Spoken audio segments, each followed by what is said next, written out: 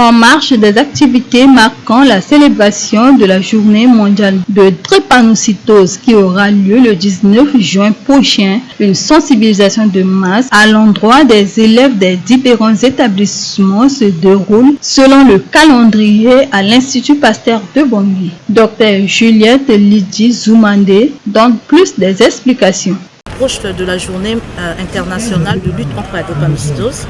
Et la première dame, Madame Brigitte Wadera, qui est marraine du centre de recherche de traitement de la drépanocytose, organise un dépistage de masse dans la population et aussi au niveau des élèves de quelques lycées de Bangui.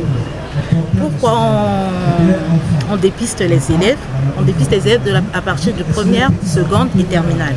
On les dépiste pourquoi? Parce qu'ils rentrent dans la vie active et parce qu'ils rentrent dans une vie de couple.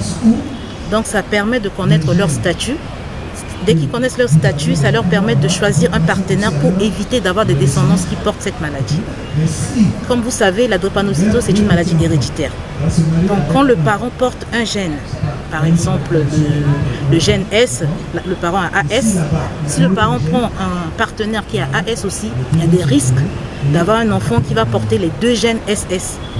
Et ça, c'est avoir un coût pour la vie des parents parce que c'est une maladie qui est très coûteuse. Déjà, l'enfant va beaucoup souffrir et c'est beaucoup de dépenses. Donc c'est pour ça que pour commencer, on a ciblé ces jeunes-là pour leur expliquer d'abord, les sensibiliser et les dépister quand ils donnent leur accord et que les parents aussi donnent leur accord. On les dépiste et qui connaissent leur statut, ça leur permet de faire un choix pour le futur.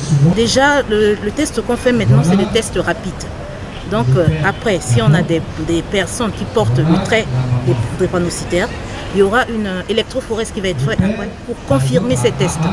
Après confirmation maintenant, c'est avec le centre de recherche et de traitement que ça va s'organiser le suivi de ces malades, de ces personnes porteurs de traits drépanocytaires. On sait qu'en République centrafricaine, à peu près 2% des nouveaux-nés sont drépanocytaires et 30% de la population aussi. Donc on n'a pas les valeurs bien définies.